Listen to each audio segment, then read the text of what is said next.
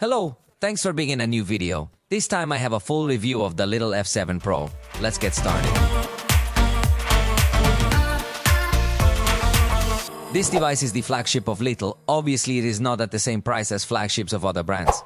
In this case, we could say that it competes within the upper mid-range or premium mid-range. In Mexico, it has a distribution with two versions, 256 or 512 GB at a price of 10,999 pesos in its most basic configuration, which is more or less $565, although remember that prices here do not are the same as the ones over there. The 512 GB version will amount to 11,699 pesos, which is more or less $600. We must consider that in this case there is no option of a terabyte as if we saw last generation, but as I say, at this price can compete in the upper mid-range of other manufacturers. Although we already know that it tends to focus a lot on the experience for gamers, it may neglect perhaps some other things. But let's get to know it little by little.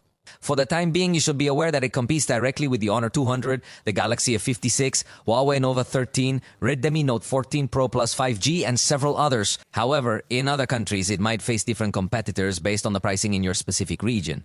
Despite this, it features an exclusive online distribution, meaning it's sold through Mercado Libre or Xiaomi's official stores. At the very least, this provides a limited option to purchase it in physical retail locations, specifically at Xiaomi stores. And in fact, if you buy it in one of their stores, they will give you 24 months warranty, which is extended, and also a free screen replacement if it gets damaged within the first 6 months. So it's clear that it's worth buying it from the official Xiaomi store. Let's start by talking about the design. On the front, we are going to find a flat cover, in this case with Gorilla Glass 7i, which is curious. We should take into account that the previous generation featured Gorilla Glass Victus. This means that in this instance, it might be a bit more resistant to scratches. However, when it comes to drops, Gorilla Glass Victus provided a greater level of resistance. In this regard, it steps back. Nonetheless, speaking broadly about its resistance, we can say it has improved overall. This is because it now includes IP68, allowing it to be submerged without any issues, ensuring it remains undamaged. Remember that these tests are made in pure water, so it is not recommended to immerse it in salt water or pool water, although it could resist if you do this action for a short time and at a shallow depth. But in general, the resistance, as I say, I consider that it has improved. Although the glass has taken a step back, the bezels of this front are quite small. In this sense, it finds one of its strongest points, because in the price range still not. It's something quite usual. On the right side of the phone, we will find the volume buttons along with the power button. It's worth noting, so be sure to pay attention here, because we are discussing aluminum frames. These frames contribute to giving the phone a significantly more premium and high-end feel than what you would typically expect from most smartphones within this particular price range. Now, moving to the top of the device, you'll notice that there are absolutely no ports or buttons present. The same situation applies to the left side as well. This profile view offers us the opportunity to observe the 8.2mm thickness that is characteristic of this cell phone. At the bottom, there's a tray for 2 SIM cards, a microphone, a USB-C port, and the main speaker's grill. The back features a design with 2 distinct finishes, a matte finish on the bottom and a more reflective glass cover on the top. By combining the glass with the aluminum used in the frames, we end up with a device that is a bit heavier than most other devices within this price range, weighing in at around 206 grams. Yet, this is actually a positive aspect because it gives the device a premium feel when held. The design has undergone significant changes compared to the previous generation, now opting for a circular module to house the cameras, which is a noticeable update. To the right of these cameras, there's a flash with an entire strip that complements this design. In this case, I have the black edition, but it also comes in blue and silver, offering plenty of options to choose from. In terms of design, I believe it fulfills its purpose well, maintaining a sufficiently polished aesthetic and, most importantly, offering good durability. The screen measures 6.67 inches, which is typical for Xiaomi.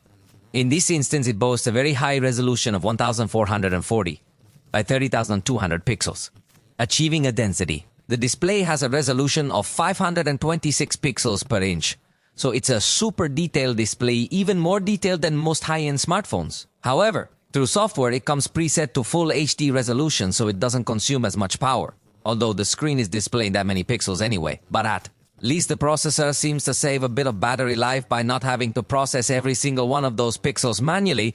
You could raise the resolution if you wanted to. Enjoy all the maximum that the screen can offer us. But since Full HD already offers a good level of sharpness And in addition to offering us very good sharpness, it also offers us good color display as it is an AMOLED panel, so it can get to give us an intense saturation. In this case, the manufacturer also offers many color calibrations for you to choose your favorite. I find that the original Color Pro selection, which is the default setting, provides a good level of accuracy. However, if you're looking for more vivid and intense colors, you have the option to choose the vivid setting or even the saturated setting. Additionally, you can go into the advanced settings to select the specific range of colors you want it to cover. You also have the ability to adjust the RGB parameters, as well as hue, saturation, contrast, and more. It's definitely a screen that offers an extremely high level of customization, allowing you to display the colors exactly as you desire. You like them. In fact, it not only has a manual adjustment of the color temperature with this dial that we have already seen in many other cell phones, but it also has an adaptive color adjustment that will help us to mimic a little more the white color of the environment, giving much more naturalness when viewing this screen in warm light or cold light environments. So the screen is very good wherever you want to see it. It will also provide us with a peak brightness of 30,200 nits. Interestingly, this is somewhat lower than the previous generation, which reached 4,000 nits. However, I believe there isn't a huge difference in this case. Furthermore, we will still have a great display under sunlight. In fact, it includes a feature called Sunlight Mode, where the screen will increase the brightness to its full capacity, ensuring excellent readability. In this particular case, it also supports HDR content, allowing applications like YouTube, Instagram, Netflix, and others to showcase images with a greater sense of realism. This means that certain areas of the display will emit more brightness than others, making it fantastic for supporting HDR and Dolby Vision standards. Regarding minimum brightness, we're also going to experience something quite comfortable due to the very high dimming rate of 3,840 Hz, which will practically eliminate flickering. Although it doesn't go extremely low, it's still quite effective. And in this particular case, it must be mentioned that it doesn't include the additional attenuation setting within the accessibility options. So, if you prefer using the cell phone with a very low brightness, this might be one of its few weak points. Finally, the screen will provide us with fluid movements thanks to the 120 Hz refresh rate. Once again, through the software, you have the option to change it. By default, it will automatically adjust between 60 and 120, but you can manually set it if you want 60 Hz to conserve more power. Battery. In terms of sound, the device will perform excellently because it includes stereo sound. However, it is not symmetrical, so the lower speaker, which serves as the main speaker, will deliver more powerful bass frequencies. Although it doesn't match the sound quality of premium devices, it offers excellent audio for its price range. Additionally, it features Dolby Atmos through software for a more immersive sound experience. It additionally offers Xiaomi sound with various custom effects, even for specific headphones, and also provides us access to a 10-band equalizer. This equalizer allows us to completely change the sound to our preference. However, let me tell you that in my opinion, the equalizer isn't even needed since the device already has great sound quality. Now let's listen to a brief test, but keep in mind that listening to it live is a different experience.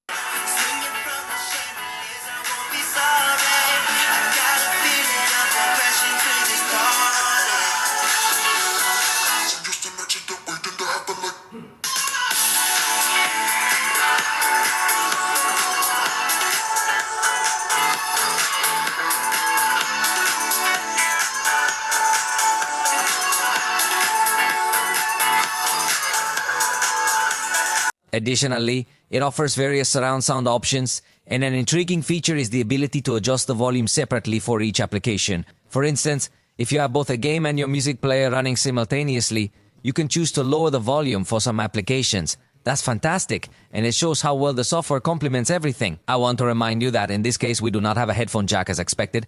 However, consider that for high-resolution music, we would have access to very high-quality codecs such as LHDC, LDC, or even aptX and AEPTX adaptive. Therefore, I believe that any pair of headphones with wireless high-resolution capabilities or something similar would be compatible with this cell phone. Although for gamers, I believe it is much better to have a 3.5mm jack, since in this case, to enjoy an experience that is free of latency, you will need to use headphones with USB-C or an adapter.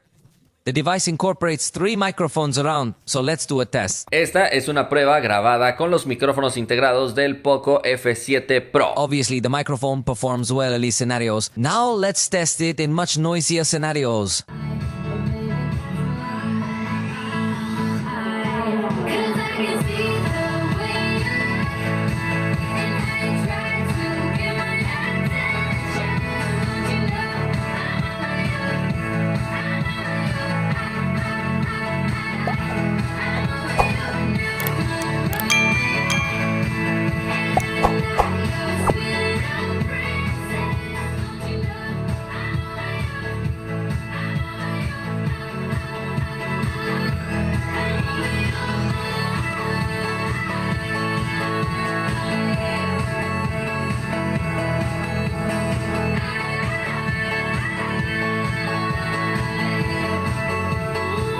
The microphones manage gain well to prevent saturation in loud settings like concerts, performing excellently. For the blockers, an X-axis vibration motor offering a premium feel, not just when navigating the system, but also when toggling switches and especially during gaming, enhancing the experience. In this sense,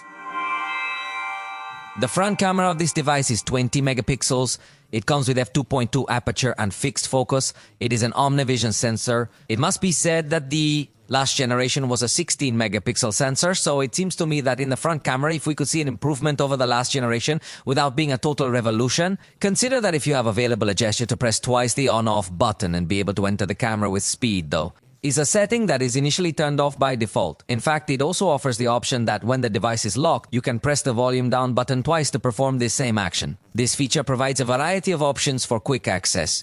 Take note that in this situation, it will also offer us excellent agility when capturing multiple photos. Additionally, we will find a button for beauty mode, which includes various parameters that can be applied simultaneously.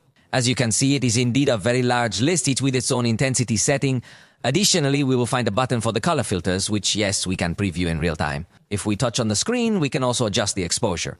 It's important to note that it comes with 2 amplitude settings. By sliding from top to bottom, we access more options like the type of shutter, where, yes, we can enable the capture by showing the palm of the hand, making it much easier, or also, in the same menu, we have access to the timer, which provides us with sufficient functions for a satisfactory experience. Let's take a look at the results, as it appears to me that the front camera is quite competitive. The colors are well represented and it offers a good level of detail. It's important to note that it provides 2 levels of amplitude, which means if you desire a wider framing, you can easily achieve it. Just consider that it has a fixed focus, so if you're too near the camera, you might end up out of focus, and the same goes if you're too distant. Generally, I believe the focus is well adjusted, but in backlit conditions, the preview isn't optimized well.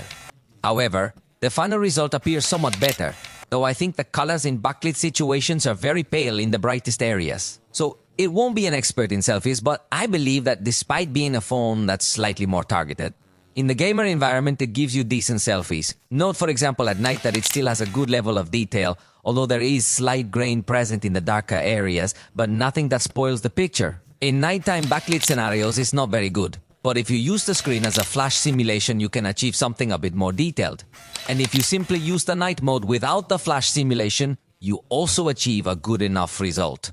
Now check out the night portrait photography using this front camera. I find it impressive, particularly for the beautiful bokeh effect it creates in the background. In this case, it appears to have excellent foreground detection. On the day we tested it, we discovered it's even better than anticipated, as it also keeps objects in focus, which is rare, especially for mid-range smartphones. So the performance it has in this type of photography is very good. I like it especially for the bokeh effect it generates in the background, which is quite nice, and in conjunction with the good detection, achieve very natural photographs. On the back, we find the 15mm ultra-wide camera with f2.2 aperture. The sensor is 8 megapixels and comes with fixed focus. Then we will find the 24mm main camera with f1.6 aperture and autofocus, in this case with a sensor. The 50 megapixel camera from OmniVision, known as the Light Fusion 800, is quite impressive. Additionally, it features optical stabilization, which enhances its performance. This main camera sensor is of exceptional quality, allowing us to crop images while maintaining high quality. It provides focal lengths of 20, 35, and 48mm, which we will explore shortly. It's worth noting that the previous generation included a 2 megapixel macro camera, which I believe won't be missed by most. However, if you're one of those unique individuals who enjoy macro cameras, you might feel differently. If you happen to have a camera with just 2 megapixels, you're definitely going to miss it. Now, let's take a look at the experience, because you'll notice that the response speed is actually quite impressive. In fact, if you hold down the button, it starts recording a short video. But if you slide the shutter to the side, you'll see that it allows access to a burst mode of up to 50 pictures. In our speed test, we observed that the device somehow manages to anticipate the exact moment when you press the button, so there's really no need to worry so much about it. In this case, the response is immediate and even a little earlier. The burst, we could say that it takes almost a quarter of a second to start, which is not so bad and has little space between one photo and another. So yes, you can extract the exact moment. Plus the limit of 50 photos, I think it does give you a good range. In this case, we will also find a beauty mode, but with a single parameter and also the same color filters that we had seen previously. In the top left corner, we have a button specifically for motion capture. This is incredibly helpful for those times when you might be trying to capture a small child who is moving around a lot, or perhaps a pet. It typically results in a sweeping motion. With this feature, you can enhance it a little. You can tap the screen to adjust both the focus and exposure. Additionally, in the menu, there's an option for a focus that follows the movement. This is particularly useful if someone is moving away or coming closer and you want to maintain focus. That comes out perfectly well defined. And there is also the artificial intelligence camera that is disabled by default. If you want more complete settings, you can access the Pro mode. Here, for example, we are going to find the white balance, also the focus and also the shutter speed that can go up to 30s. Also the ISO can go up to 12,800, which is a little higher than the average smartphone today. And there is also the setting of the compensation of the exposure. We will also find another button that allows us to change other settings such as saturation, contrast, sharpness, and also another button with filters. We must consider that although it has several manual parameters and several attractive things, it does not support RAW photography, so it lowers the level a little. And with regard to smart capture, in the automatic mode we will not find a document scanner, so for that we need to manually access to the mode. Documents, where it is going to do the cropping. You can even select an enhanced color setting to make it look like a more advanced photocopy, although it does not allow you to add pages and export to PDF easily, but for that you can install other applications. Fortunately, QR codes will scan easily. As you can see, a small button is enabled in this part, so it is not so visible that it has detected the QR code. But if you have this little button that when you scan the QR code, you can see the QR code. Time to press it is going to execute the action. Let's take a look at the results starting with the ultra-wide camera, which I find gives slightly warmer tones than it should, but overall you see good quality in the lens. At least there is no severe distortion at the edges, although it does generate a bit of chromatic aberration, but being a cell phone more focused on gaming, I think we can forgive it. The main camera delivers slightly more accurate colors and maintains excellent image quality, achieving a very positive level of detail. It also lets us create 28 or 35mm crops while maintaining optical quality, which is fantastic. The level of detail remains supreme even at 35mm, and at the 48mm setting, where it's a 2x zoom, it still has excellent optical quality. Thus, we can say that the short-range zoom is practically perfect. Here you are again, viewing the ultra-wide camera, which isn't the best but performs adequately. Next is the main camera. Then, each crop inside the sensor until you reach 48mm, where we have digital zoom 2. Now, you're looking at the 4x zoom, where I believe the device still maintains very good quality. Here you are now at the 10x zoom, which still looks good, considering it's not the maximum zoom. In this case, the maximum zoom is 20 times, and I think it optimizes the sensor well. Obviously, it's not the same as optical zoom, but I like that they extract the most detail with a high-resolution sensor in the main camera, so we accept it as a positive in backlit scenarios. Unfortunately, the preview looks very overexposed, although with the main camera, it has a good level of optimization, since the previous capture was with the ultra-wide camera. But now, let's see the results. Even with the ultra-wide camera, if it manages to balance lights and shadows effectively, although we've already noticed that the ultra-wide camera is somewhat weak, then in these backlight scenarios, it will generate much more pronounced and noticeable chromatic aberration and lacks as much detail. However, the main camera performs quite well, maintaining good detail. There may be some areas of inaccuracy where you can still notice slightly burned areas, but that's when you're being a bit more demanding. Even with the Zoom 2X crop, it still maintains good backlight performance. Maybe the colors are not 100% accurate, but the truth of the matter is that the performance is really very good. Even at night, the ultra-wide camera performs very well. There are other cell phones that generate too much noise and very low level of detail in this type of scenarios. But this one performs very well, even exposing well the most illuminated areas. The main camera functions quite similarly, yet it enhances the level of detail we receive somewhat. However, when using the 2x zoom setting, you will notice it lacks the detail we would see during the day. This means the zoom within the sensor isn't as effective in low light conditions. Nonetheless, it's worth mentioning that even without lights in the frame, we still achieve excellent quality. I appreciate that the ultra-wide camera manages noise exceptionally well to prevent any artifacts, even though there is some... It's somewhat grainy, but it's the natural thing to do. The main camera struggled with white balance here, though the detail level is quite good. Using night mode, the photography worsened, and with the 2x zoom, it doesn't maintain the same detail as in daylight, but it turns out well. Unlike the previous generation, this device doesn't have a macro camera, yet the main camera can still deliver good photographic results. Of very small objects, especially if you zoom in 2x and you have good lighting, look at the tremendous level of detail you get, even in this case it wasn't in motion. So the photo was quite complex and the result seems to me very positive for the texture that it is able to capture. For macro photography, I liked it.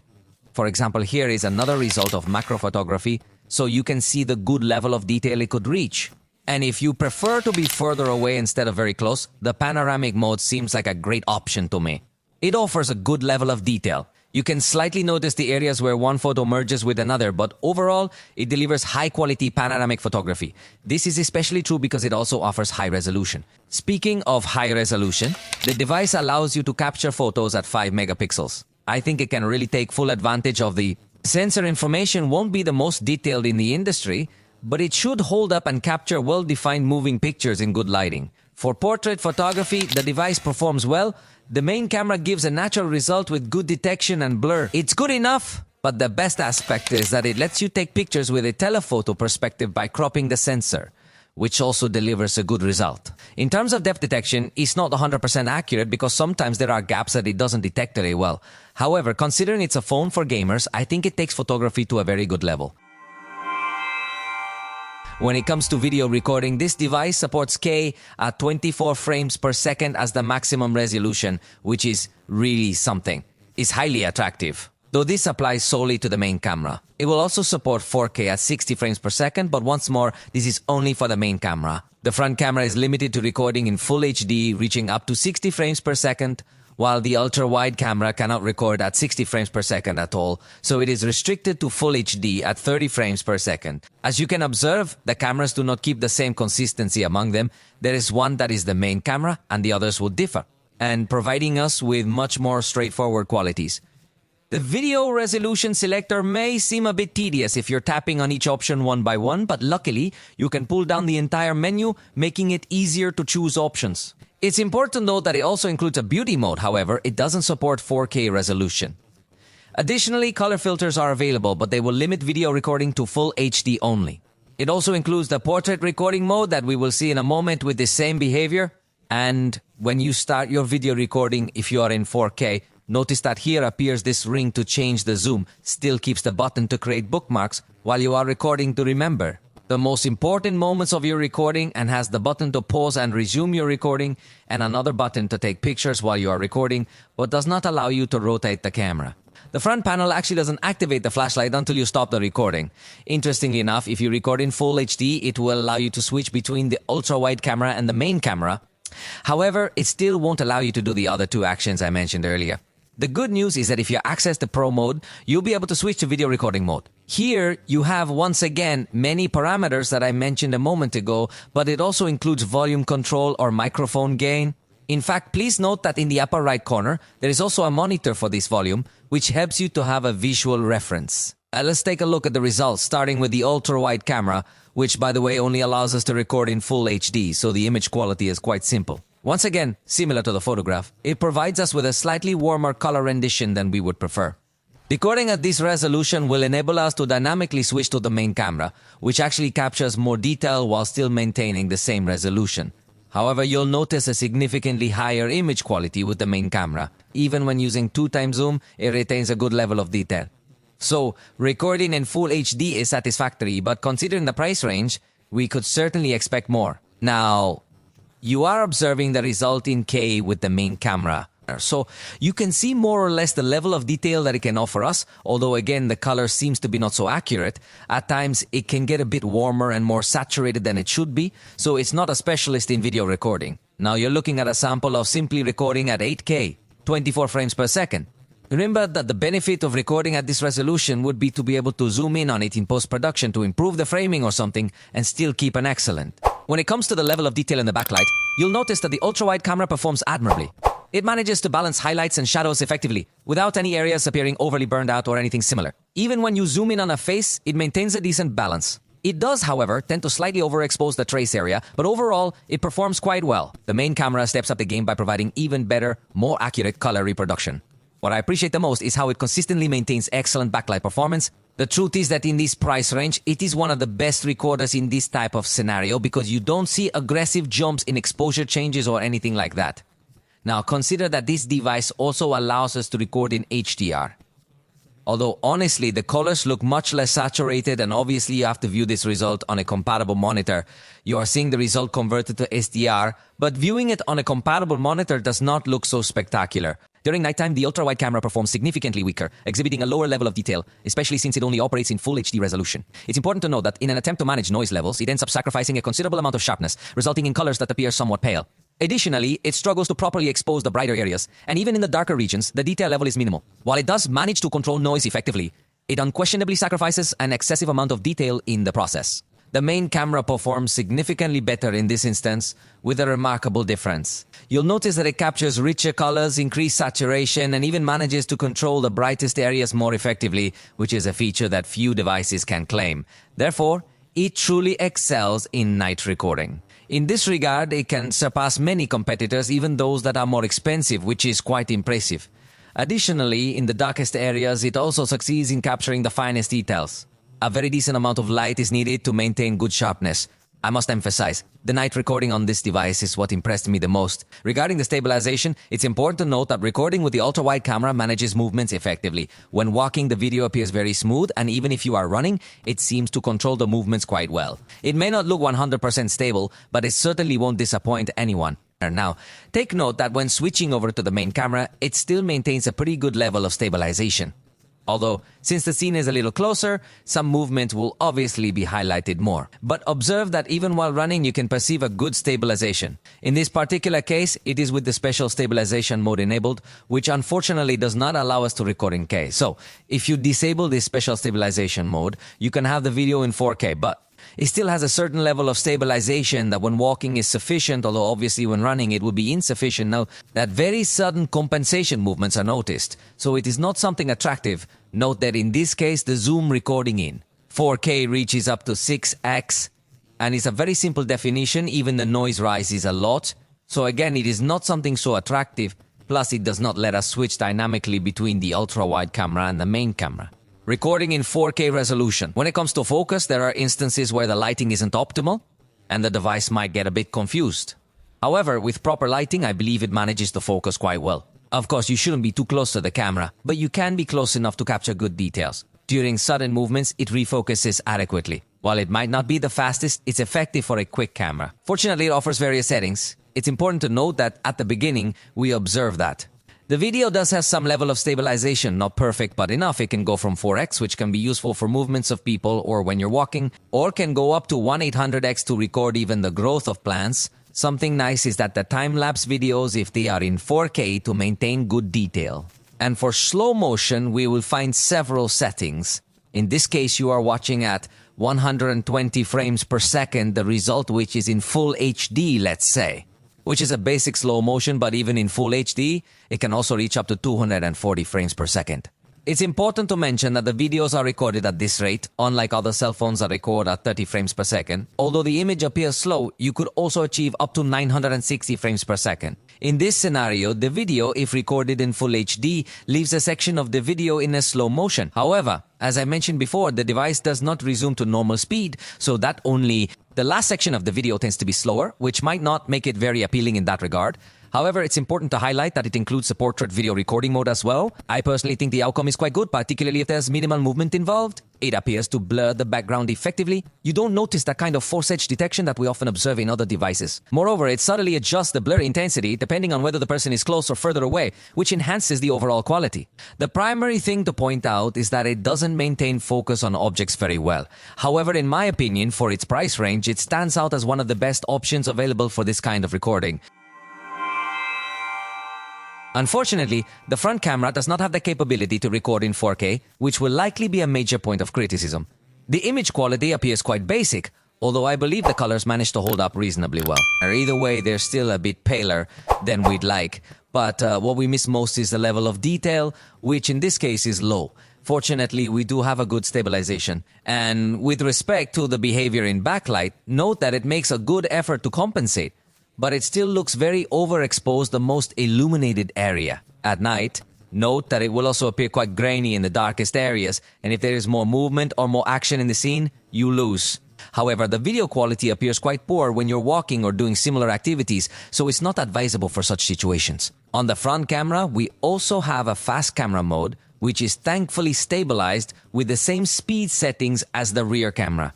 Interestingly, there is also a slow motion feature, although it is in an extremely low definition. Poor image quality, but we found the front camera's portrait recording mode enhances the video significantly. The detection appears natural without fake edges and even keeps the hand in focus. It won't focus well on objects, but for casual walking, the result seems quite professional. I believe this can very easily become one of its most significant strengths. Even though it isn't a 4K video, with this mode turned on, it appears really impressive. Finally, we also come across the dual recording mode. As you may know, it allows you to display both the rear and front camera simultaneously. However, in this instance, it seems to lose a considerable amount of stabilization. It's important to note that if you keep the autofocus and zoom enabled, you can still have a sufficiently good experience during use of recording in this format. In fact, without stopping the video, it allows you to switch to a picture in picture mode, and you can also move that box along the screen maintaining the same behavior. What you can not do is resize this small rectangle, but as I say, if it allows us to switch between split screen mode or picture-in-picture mode without the need to stop your video recording. Let's discuss the software and its speed. This device is equipped with Android 15 alongside HyperOS version 2.0.103. As you may know, Xiaomi frequently updates their software to address and fix various issues. Thankfully, this device benefits from a policy that provides 4 years of software updates and 6 years of security patches. This certainly ensures a long lifespan for the device. However, I must admit that I'm not particularly fond of HyperOS. There are certain details, such as when you open the app drawer, that don't appeal to me. However, the fact that some applications unexpectedly open something else or that ads appear throughout the system makes me not completely convinced about this system. Additionally, there is a significant amount of bloatware, including several games or applications that come pre-installed. Fortunately, you can uninstall most of them without issues. Still, I insist that the user experience is somewhat impaired by these kinds of details. However, they offer excellent customization options. From the lock screen itself, you can tell it has various covers that you can easily switch between. They even detect the image's depth to position the clock behind and apply several other styles. In this regard, the level of customization is remarkably high. Additionally, they feature an always-on display with a multitude of dials and styles to choose from.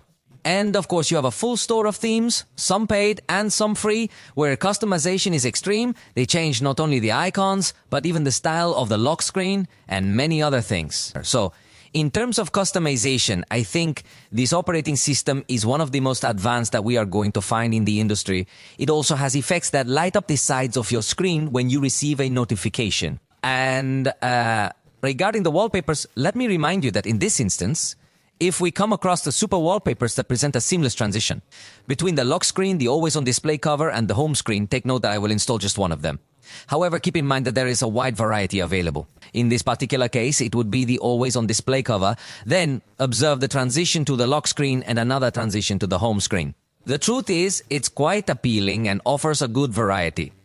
There's also a wallpaper carousel feature for the lock screen that I dislike, but it's available if you like your wallpaper to change occasionally with random images. You can also use your own photos, which is useful. By default, the home screen is equipped with an app drawer. However, if you prefer, you have the option to disable it so that all of your apps will appear directly on the main screen. As I mentioned before, this operating system provides a wide array of modifications. For instance, you now have the ability to make text appear on icons and widgets, or alternatively, you can disable it entirely in the settings. This flexibility allows for a highly personalized experience. It includes various gestures like calling the digital assistant or taking a screenshot by sliding 3 fingers down. Additionally, it supports scrolling screenshots to capture more content than what's visible on the screen. You'll also find the double back tap gesture to open functions like taking a screenshot, showing the notification bar, or opening the camera. Although Alipay and WeChat are specialized in China, things are similar. You can triple tap for the same set of actions. There's also a floating bar for an extended menu if you want such controls. The device includes a sidebar to open apps in a floating window. You can open 2 apps simultaneously in this format, but YouTube isn't available, so that we can operate it in this manner. These small windows are movable and we can also resize them. Additionally, we can minimize them by dragging them to one of the sides. Although this sidebar will also provide us with some extra functions in video applications, such as the option to record the screen, capture screenshots, project it wirelessly, or even generate subtitles using artificial intelligence for anything that is being heard within the system. In this particular scenario, you have the ability to set the language preference. I must emphasize, even if the videos you're watching lack pre-generated subtitles, you'll still be able to dynamically create them right on your screen. This feature is quite excellent. Additionally, it provides other functionalities such as altering the video's color settings and even adding sound effects along with Dolby Atmos. Furthermore, in certain video call applications, you'll find the option for fill light, which enables you to illuminate using. You have the option to use the screen for a type of flash, plus you can activate noise reduction. Additionally, you can enable translation options and ecosystem features that allow you to utilize another camera from a different cell phone, making it appear as if it's your camera. These are some really useful tools available. Furthermore, similar to other Xiaomi devices, this one includes a feature that acts like a heart rate scanner, but in this case, it works together with the flash. However, you are supposed to place your finger near the flash and the camera, but they are on completely opposite sides. This is another demonstration of how Xiaomi does not adapt the operating system well. This function doesn't make much sense that way, yet it still exists on this cell phone. Now, let's move on to the topic of artificial intelligence. Xiaomi integrates Hyper AI with many functions. In fact, I have already made a video describing each of them in detail. In the video description, you'll find a link to explore each in detail. Let me show you the writing and editing tools. There's also a tool to create dynamic wallpapers from landscape photos to make them appear moving. In the gallery, you'll find an editor to enhance photo resolution, enlarge them, erase objects, and even generate new content, some videos. Furthermore, it includes voice recognition from the recorder to convert text, identify various speakers, and generate summaries or translations of those recordings. Additionally, it features a face-to-face translator for conversing with other people, though all these functions necessitate an internet connection. Similarly, the interpreter that operates during calls will need this connection, along with the subtitles I demonstrated earlier, which are powered by artificial intelligence. Come as a part of the suite. Additionally, there's the search feature utilizing artificial intelligence, which is designed to search through photos, videos, and system files. However, at least in Spanish, it doesn't seem to function very effectively yet. So these are the various options included in Xiaomi Hyper. I insist in the description you will find a video where you can learn more details about these features. Beyond the Xiaomi suite, it also includes the Google suite, so we will find Gemini serving as the voice assistant. Hold down the button. Notice that the first time you use it, it will prompt you to agree to the terms and conditions along with more details. And remember, in this scenario, you can ask it anything you desire, just as if you were conversing with a friend. It even includes a voice chat mode. Let's activate it now. Hi Jeff, you're featured in a video review of Xiaomi's little F7 Pro. I would like you to provide me with a simple paragraph explaining the story behind Xiaomi's founding. Xiaomi was established in Beijing in the year 2010 by Lei Yun, along with several other partners. Initially, they began their journey by focusing on software development. Over time, they expanded their expertise and ventured into manufacturing their own smartphones. The main objective they pursued was to provide high-quality technology that was accessible and affordable for everyone. What are your thoughts on this approach? In addition, we will find the circle to search feature. By holding down the navigation button, you can simply enclose any area of the screen to search for more information related to these types of images. But that's not all. We also have translation capabilities. For instance, if you are using any application and suddenly wish to view something in your own language, you just need to press that same button. Then this translation button will appear, allowing you to see the content in your preferred language. It will additionally have the capability to translate images that contain text, making it a very useful tool. Also, if you're suddenly watching a story or a video that includes music and you're curious about the song playing, you can simply press this button. It will begin to listen to the song, or you can even hum it, and that's all you need to do. You can find it under Gemini if it's available on all Android devices, but Circle to Search is only accessible on certain devices, so you'll need to highlight its availability in cooperation.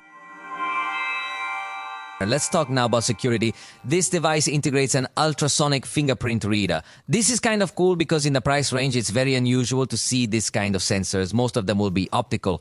So in this case, the difference is that it doesn't even need to emit light to recognize your fingerprint and is also much faster. And you will also notice that even having a wet finger, it can recognize your fingerprint. So it's excellent to see this reader. This is one of their strengths. Additionally, it supports up to a maximum of 5 records. Naturally, this device gives you the ability to modify the effect at the moment your fingerprint is recognized, allowing you to select the one you prefer. Moreover, it features facial unlocking. However, you should be aware that this method is less secure than using fingerprint unlocking. Even the manufacturer advises that it may not be the most recommended option to use. Furthermore, it includes smart unlocking with Bluetooth devices, which means if you possess a watch or a bracelet of, Xiaomi enables you to keep your device unlocked, eliminating the need to repeatedly enter your code or pattern. Additionally, it includes a privacy protection password, which is essential for accessing the secure folder. Within the file manager, you can slide down to reach this private folder. You have the option to use a different pattern from your lock screen or your fingerprint for access. Here, you can store all kinds of private content. It must be said that the device does not incorporate a child mode, but it does incorporate app locking. Also, the ability to hide apps and the second space, which is like having two cell phones in one. It also has the function of dual applications to be able to have two accounts of the same application on this cell phone, although it does not have a private VPN. But it does have a tool for scanning against malware, although it does not have a private VPN, but it does have a tool for scanning against malware. This case was developed by the same company without any collaboration with another company that specializes more in cybersecurity. And of course, it also incorporates all the Google security features that are integrated into all Android devices. Once more, in the description, I provide a link where you can go to learn about each of these tools. The only feature not available in this cell phone would be the extended unlock, since Xiaomi has its own implementation with Bluetooth Smart Unlock. Personally, it is more useful to Google function, so I do not find it positive that Xiaomi replaces it with this function. Let's go now to talk about the battery. Because here, there has been a major evolution compared to the last generation. Now, we are talking about 6000 mAh that, without the need to make the device much thicker or something like that, are integrated in this cell phone. But let's see what that translates into. During our tests, trying to deplete the device quickly, the difference wasn't significant, reaching 4 hours and 24 minutes. Remember, a more powerful processor also uses more power. So in demanding tasks, the battery's performance isn't as noticeable. However, with the battery drainer in the background and videos playing in the foreground, it lasted 6 hours and 55 minutes compared to the previous generation's 4.5 hours. Definitely there if we see an increase, both because of better optimization with the operating system and because of this higher capacity. But in our test, playing YouTube videos with the screen brightness at 50%, the device reached nothing more than 18H with 6 min, which is not so bad. But considering the battery capacity, we expected it to exceed 20H, and in this case it was not.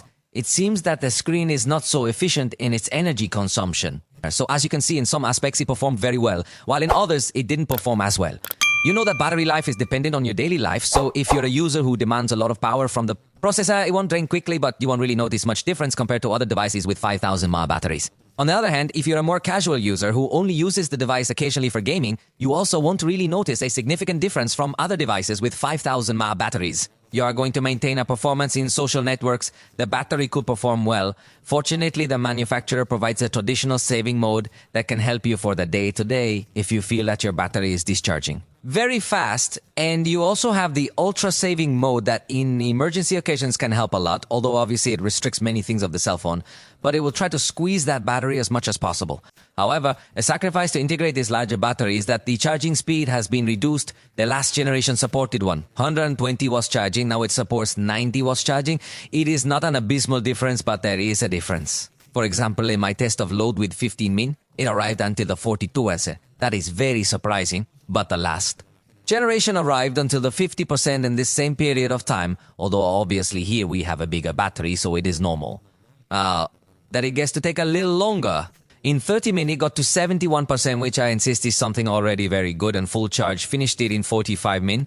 But before 0 to 100, it charged in 36 min, this with the factory settings. As you see in the graph, the first few minutes, especially when the battery is discharged, will be when it will give the maximum charging power, then almost always stays above 30%, which is still very good power. That's why it manages to charge this fast. Interestingly, the device has a maximum speed charging mode activated in the battery settings, but with this mode on, it charged slower, 15 minutes 36% and 30 minutes 67%. The full charge took just over 46 minutes, slower than with full speed charging off. This is another inconsistency in Xiaomi's system. Note it lacks wireless and reverse wireless charging, but to safeguard the battery from deterioration if it is equipped with smart charging and a charging lock feature. In fact, within the same configuration, the manufacturer offers detailed information about the number of cycles the battery has already gone through, and it provides the current health percentage of the battery. This information can serve as a crucial piece of data, especially if you are considering purchasing this device second-hand. Additionally, it displays the date when the device was first used and the date it was manufactured. So I think all of these parameters are positive, I insist, especially when you're going to buy a second-hand device. Now let's talk a little bit about connectivity. In this case, I think it does not disappoint because it supports 5G and Wi-Fi 7 networks, so you can download everything as fast as possible, and also brings a data blocking mode so you avoid bad surprises in your consumption. For example, restricting so that YouTube only connects via Wi-Fi. It also has Bluetooth 5.4 and NFC for making mobile payments. It does not support FM radio, which was expected, and if it has OTG to connect accessories through the USB-C port, although you cannot connect an HDMI adapter because that will not be compatible. Then, you cannot project your screen in this way, but if you can do it wirelessly, and also you can do it both in mirrored format and a little more advanced way, hiding notifications and more. It includes both wired and wireless Android Auto, and the proximity sensor is physical. Don't underestimate the sensors. It also has a gyroscope, geomagnetic field sensor, and more. Surprisingly, it has infrared, but it's located on the camera side, not the top frame. Interestingly, to turn on a TV in front of you, you'll need to do this instead of using the device. The Xiaomi is a little bit slow in this way, but it is not a big deal. It is really nice to have the infrared to work as a universal remote control, not only with TVs, but with many more devices. Let's talk briefly about the ecosystem that has gradually been improving, and with these latest versions of Hyperos, we see something more attractive, especially in the interaction of cell phone with tablet, because for example, you can have shared clipboard or even has multi-camera function that allows you to use several devices, cell phones, and view them along with their controls from a tablet. In that regard, I believe the experience has already been excellent, but the mobile computing experience still faces many limitations. This is mainly because Xiaomi's laptops aren't widely distributed, so to interact with one, you might need to install additional software and configure it manually. Obviously, it's not impossible to have a good interaction with the computer, but it does require additional PAs, and the interaction with their watches can be quite varied depending on which watch you purchase. If you acquire one with Wear OS, we will have good functions. You can even install WhatsApp and more, but you have to pay attention to that because if you buy a Xiaomi watch that does not have Wear OS, the functions will be more limited, although they do allow you to take pictures directly from the watch, however, without a preview. Xiaomi's earbuds also possess excellent capabilities, and yes, they connect with ease. Therefore, I emphasize that the ecosystem, in my opinion, is strengthening, yet it remains lacking in the computer segment. In the services area, you will also observe that Xiaomi relies significantly on Google, as globally it does not offer Xiaomi Cloud. Instead, it prioritizes Google Drive and Google Photos, even though it does incorporate its own Xiaomi Home application. To manage all of these manufacturers' home devices, you might find this not really compatible with a lot of other brands out there. However, you could also consider using Google Home as a way to control other products or even external apps. Xiaomi, besides having its own home app, also provides a store called App Mall. While it may not boast a particularly popular list of apps, it does offer some options. At least it doesn't seem to rely as heavily on Google as some other companies do. However, if we would like to see it provides its own cloud services and other features. Let's examine the time it takes to launch apps on the little F7 Pro. I want to remind you that this device is equipped with the Snapdragon 8 Gen 3 processor along with 12 GB of LPDDR5 times RAM and 512 GB of storage in its most complete version, featuring UFS storage 4.1. As you can see, on average, it took approximately 2 seconds to open each app. And well, now let's take a closer look to see if these 12 gigabytes of physical RAM it possesses are being managed effectively. With this substantial amount of RAM, there really shouldn't be any reboots occurring within the applications we have running. It seems to be handling this task with ease. We are not observing any applications restarting or anything of that sort, and it's important to note that the swapping process is extremely fast between each of them. Therefore, it has plenty of power, and it also efficiently manages the RAM. And as I mentioned, the processor is truly powerful enough to handle running some heavy effects, and it does this without requiring too much effort, because overall it seems to perform well. Moreover, when browsing within social networks, for instance, where a substantial amount of content is loaded, you will notice that the device never freezes. Instead, it consistently operates with smooth and good speed. Let's go ahead and do the same thing now on Facebook.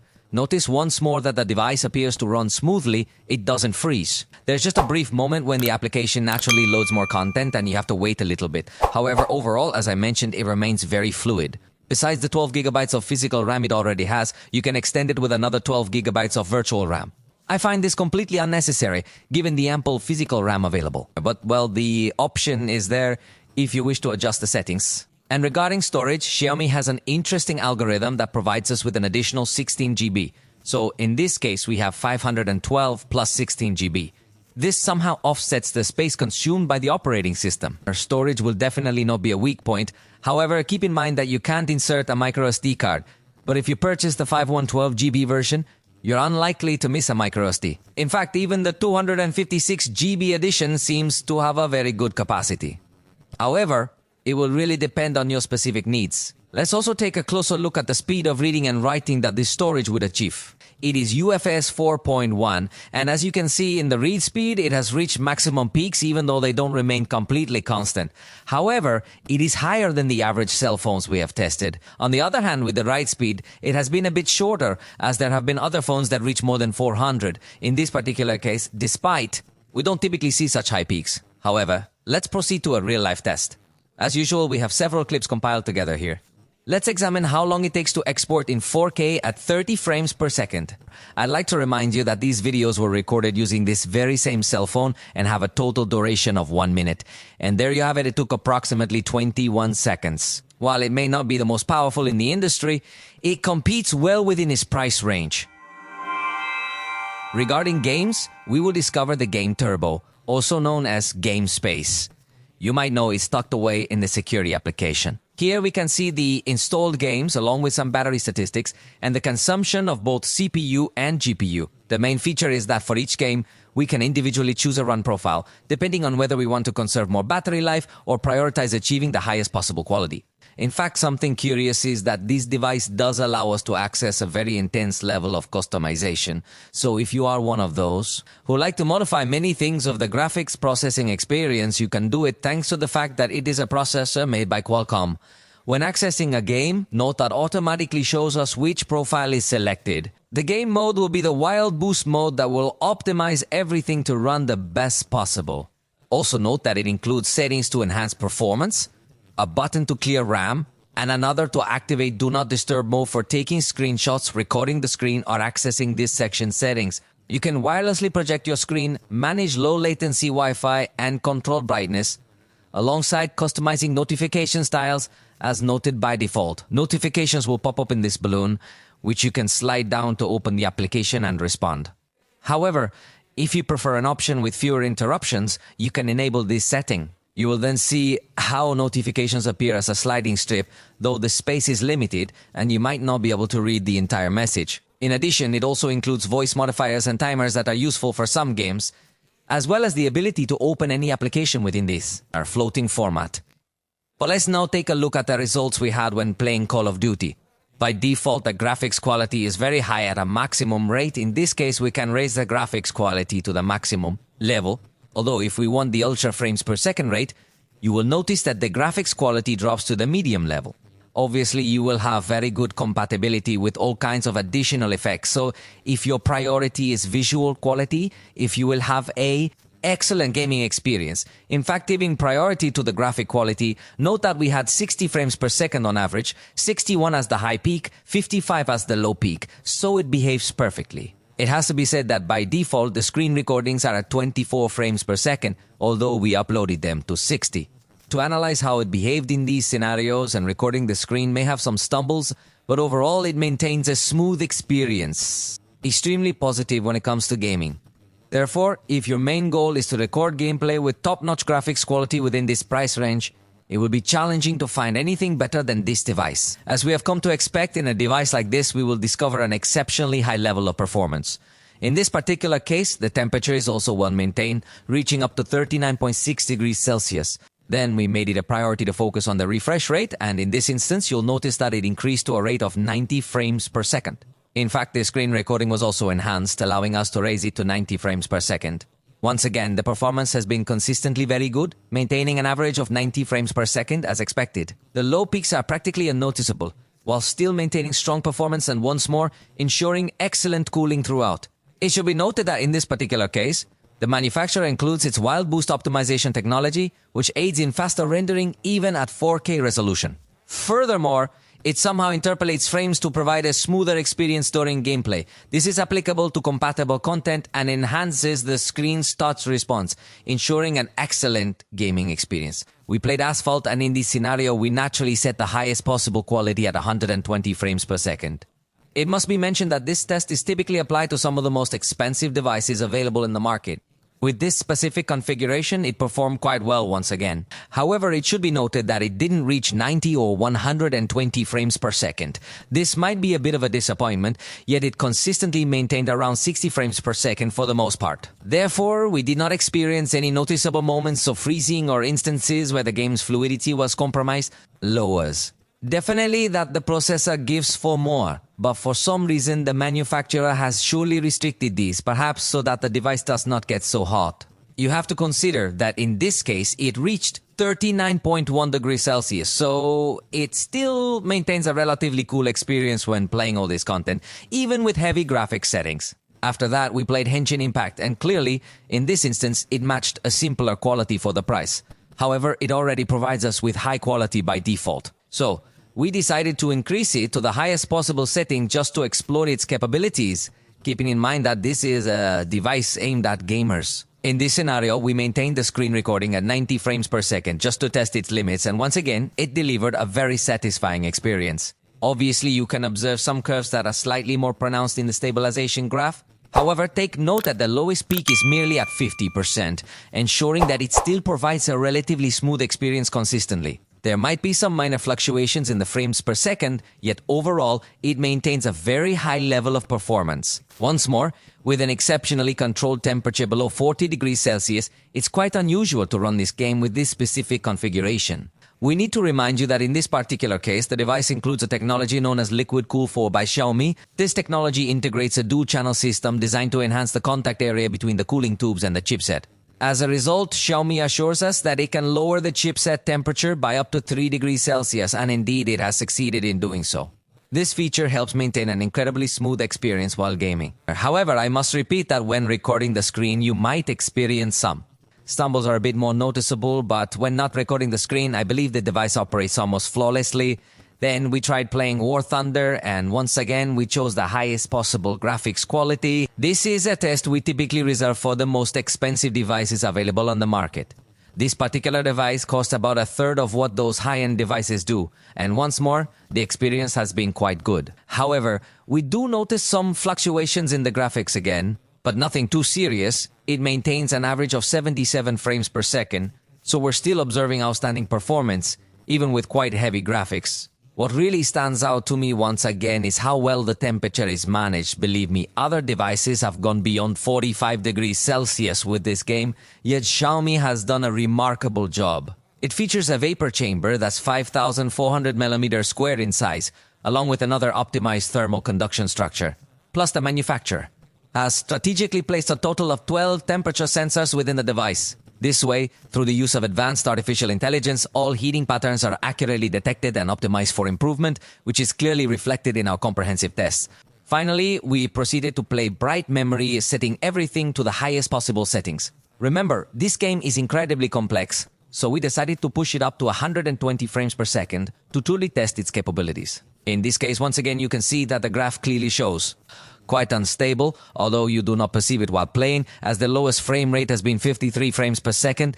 This ensures a very smooth experience. However, in this case, it did not reach 120 frames per second, indicating that it is not yet the most powerful chipset available, which would be the Snapdragon 8 Elite. Nevertheless, it maintains a superbly good and fluid performance. And once more, the temperature is extremely controlled. Other devices have even exceeded 46 degrees Celsius while running this game, whereas this particular cell phone only reaches 41.6 degrees in our test. So the performance is absolutely impressive, especially when it comes to managing heat. If you're a gamer who enjoys playing extended sessions with the highest graphic settings, this device will perform excellently because it stays cool, which is beneficial even during very lengthy gaming sessions. You won't notice any performance drop in the game even after playing for a long period of time. Certainly, the strongest aspect of every device from this brand is the remarkably high performance it can achieve during gameplay. To sum up, this is undoubtedly among the most competitive devices, just like all the others released by this brand. Keep in mind that POCO is a part of Xiaomi, but Xiaomi and Redmi tend to be brands that are significantly more expensive. If your priority is to save money and have good performance, the little brand is much more appealing, and this model gives you very good specs. It has a good design with water resistance. It has a very good screen with a very high resolution. The stereo sound is also very positive. The photos from the front camera are well defended, although they are not their specialty, and the photos with the rear camera will also come out with good quality, especially in a short zoom range. The quality is really great, and even the portrait photos turn out quite well. However, when it comes to video recording, it doesn't offer as much quality. This is mainly because neither the ultra-wide camera nor the front camera has the capability to record in 4K. On the software side, iPadOS continues to be a disappointment for me. It seems they need to put in a lot more effort in refining that experience. But I do understand that some people might be willing to make that sacrifice in exchange for the numerous hardware benefits they receive. At the security level, it does offer features such as secure folder, application locking, and more that complement the experience well. But obviously where this phone will shine the most is in performance. Integrating the Snapdragon 8 Gen 3 at this price is brutal. With 12 GB of RAM is also brutal. And consider that the storage is UFS 4.1. And in conjunction with the LPDDR4X RAM memory, the performance it achieves is brutal, not only in applications, but especially in games where it also counts. With an advanced cooling system, trust me, it gives a stable gaming experience without overheating. Gamers will love it, and even non-gamers will enjoy it. Well, that's all for this review. Hope you liked it. Let us know, and see you next time.